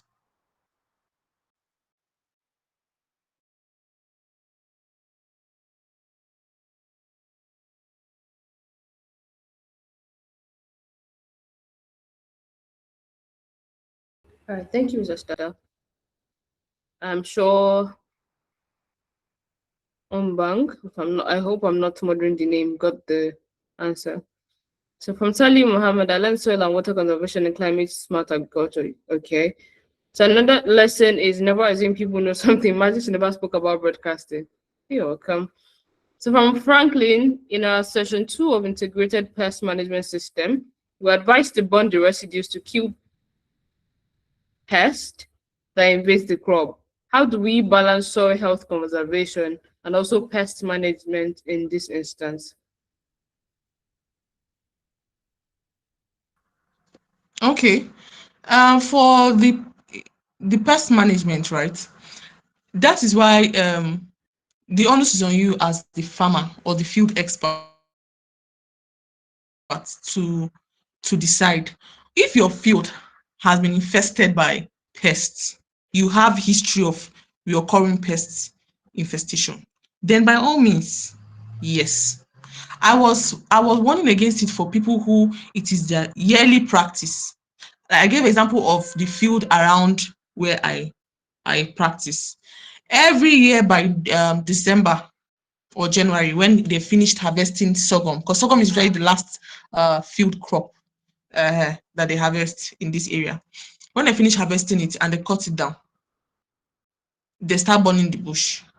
They burn everything. They say they want the ash because yes, the ash from the soil from the residue increases it increases what you call it increases the soil fertility too. But it harms the soil in the long run, and also the environment. But if you've had experience with recurring pests infestation on that field, maybe even the threshold that year was so high that you made losses, your yield was poor due to pest attack, why not? Of course, you have to burn. So it's strategic, and it's not like you are burning every time. If it's something that you need to do to tackle pest infestation, then do that. But it should not be a regular practice. It is frowned upon. In fact, in some countries, it's illegal to burn bushes. I don't know if we know this, that in some countries, burning of bushes is illegal. Uh-huh.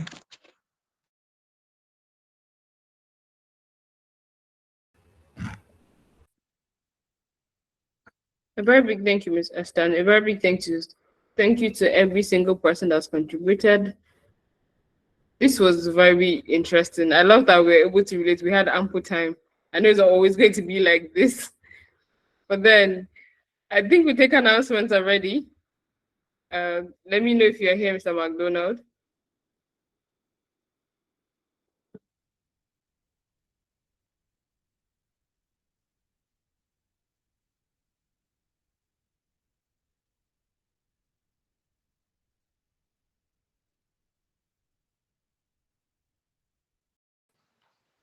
Hello, good evening, everyone.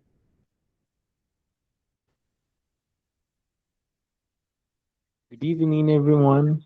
Good evening, Mr. McDonald. We can hear you. Hello, good evening. Thank you, Laurent. Thank you very much, everyone. Let's put our hands together once again for our facilitator. Thank you very, very much, Ma'am Esther. Thank you very, very much. Thank you very, very much. Thank you very much.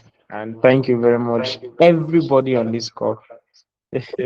Samuel, thank you very, very much, everyone. I appreciate you being here, and I'm happy to see you here. All right, so today's class has been very wonderful. I've enjoyed the class, I've enjoyed the trainings, I've enjoyed the images that the facilitators sent.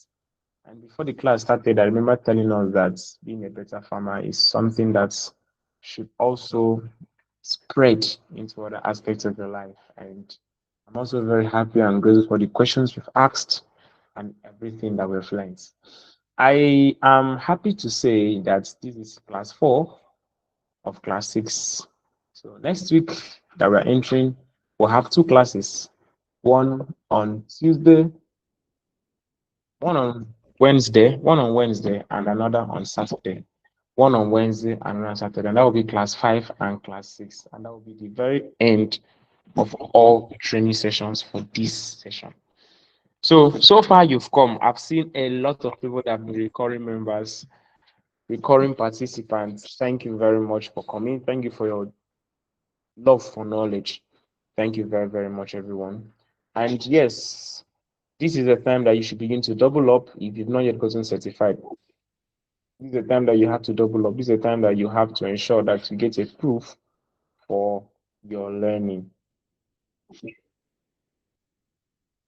Like we said, we have the bank account details on the group for you to pay through that bank account details. And we also have the seller link for you to pay through the seller link. And my name is McDonald. If you have any issues, reach out to me privately. You can private chat me if you have any payment issues, and we will be able to work around that for you.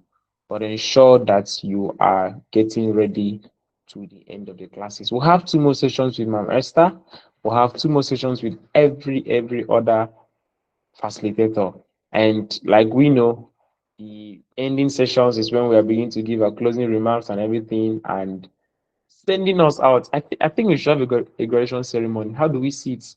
How do you think GSAI will have GSAI Better Farmers Training Project graduation ceremony? Where we then present certificates and we then send forth another batch of better farmers into the farming society to bring for better and sustainable yield. All right, like I said also where we began, ensure that you network and collaborate professionally. Emphasis on professionally. So ensure that you gain knowledge. And I do not know if we have any students here. I tried to ensure that we have some students. I don't know if you have any students. If there are students here, an agricultural students, an undergraduates, or even a postgraduate student, you should know that this information is very, very important for you. This is a very, very important information for you. So if you're a student here, kudos, and ensure that you get and learn to the end.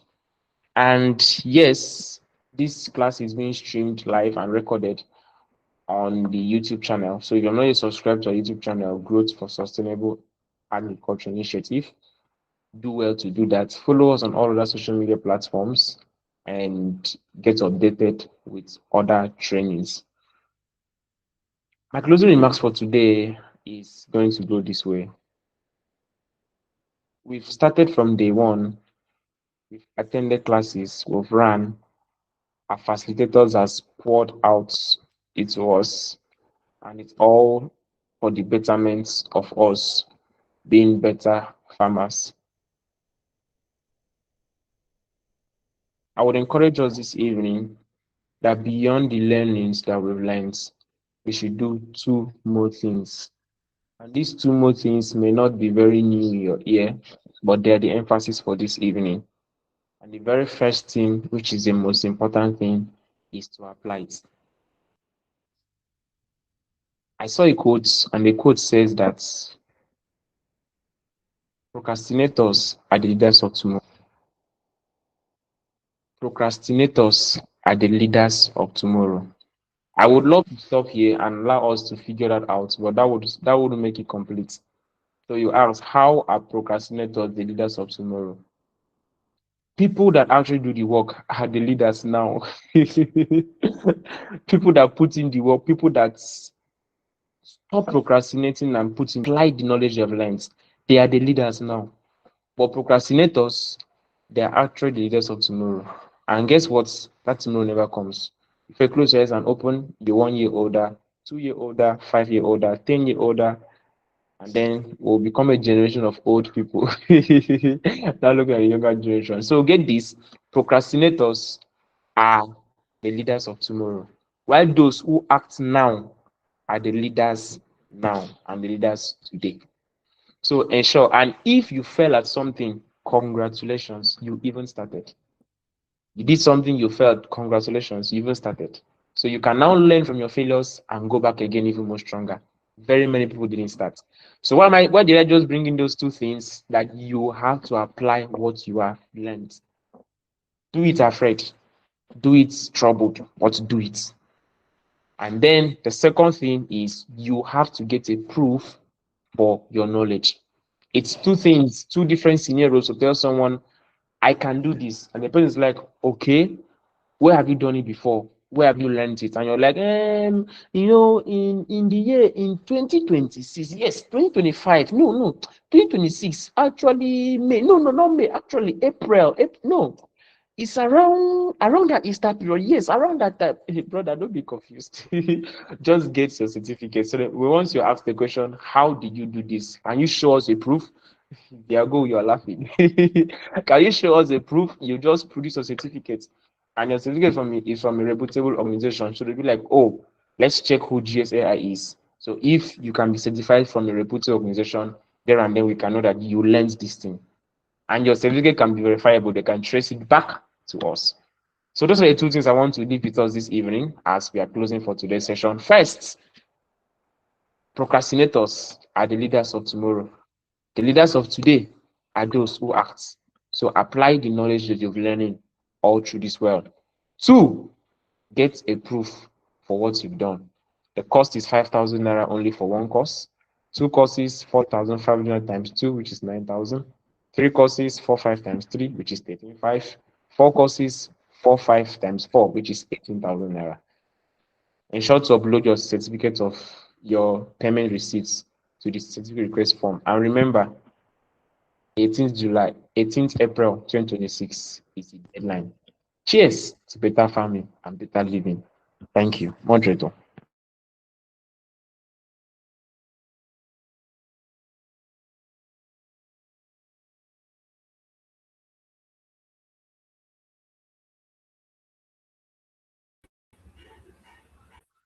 Thank you, Mr. McDonald. I love that our sessions come with motivational speeches as well. This was beautiful, super grateful. And everyone. So I did mention that you could check us out on social media, Great for Sustainable Agriculture Initiative. And there was a time I did speak on having to put your learnings on your personal pages. I'm not sure I've seen anyone do it and tag the page, but I'm hoping that maybe before the last class we would get along and get it done. You have your learning. There's no way. It just means you're keeping your knowledge documented. You don't want to forget. You have it on your page. This is what you learned over time. We're going to have at least 6 sessions of this particular class. And every time you learn something new, you document it and then put it on your personal page. This is your digital footprint as well. So your learnings are there when you require it, when you need it. This is what people will know you for as well. So it's way easier for you to have it documented. It's not a crime to have it written in your book, but have a digital footprint online as well. Your personal pages, and you can tag the page as well. I'm hoping we get this done. Would love, love, love, love to see our insights on our personal pages. Facebook, Instagram, LinkedIn. It won't be a crime. It will be beautiful to see, and we'll enjoy to have a good read. So that's going to be everything from my end. I don't know if you have any observation or you want us to end the call now. With raise of hands, if anyone wants to. Oh, Ms. Esther here. Please go on, Ms. Esther. Yes, I just wanted to add something to what the advice I give Isiago on waterlogging. So another way you can also help, I like I said, you plant waterlogging crops and also drainages to drain out excess water. Another thing you can do is when you're doing you're raising your beds. I think I even mentioned that in class, but I just said let me repeat it. When you're raising your bed, you're doing your ridges or your beds, let them be high. It should be very high. So that will help, right? So it will help for the crop you're planting so that the excess water does not lead to rotting of your plant. So increase the height of your ridge. That will also. Yeah, that's all for me. All right, thank you, Ms. Esther. That's how you can tell someone is passionate about teaching and also learning. She had to come back to let's Jago. Jago, you're very much welcome. I can see your reaction. So this is all from today's module on soil and water conservation practice. From my end, it is bye-bye and see you again next week. Thank you, everyone, and bye.